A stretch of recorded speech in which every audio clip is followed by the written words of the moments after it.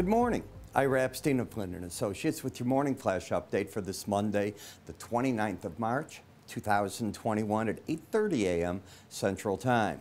Well, the stock market's lower. There's a lot of shenanigans going on with the hedge fund that apparently has blown up. It is going to severely impact, accordingly, the earnings of Credit Suisse, Nomura.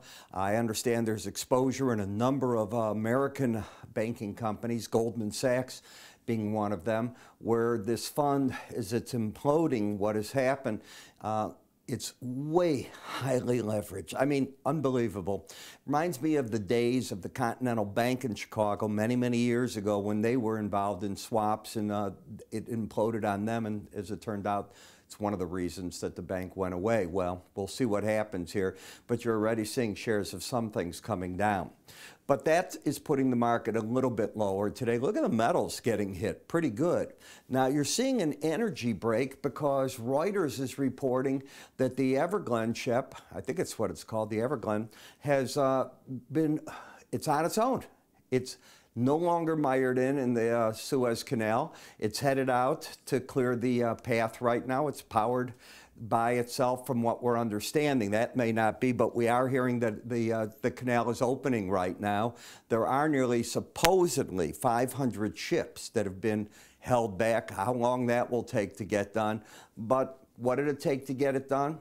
Mixture of Mother Nature, 18 inches of water with high tide, and then the ingenuity of man bringing in extra tugs, dredging, and so on. Got the whole thing done. We'll be reading about it for years.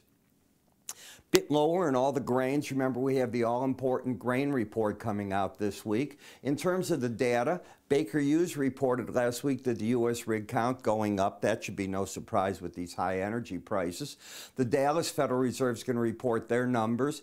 The Chinese PMI is going to come out. They're expecting a 51.2 versus a 50.6 reading. So that'll be good news in terms of growth for the world. So as you put it all together, it's getting to be a little bit interesting.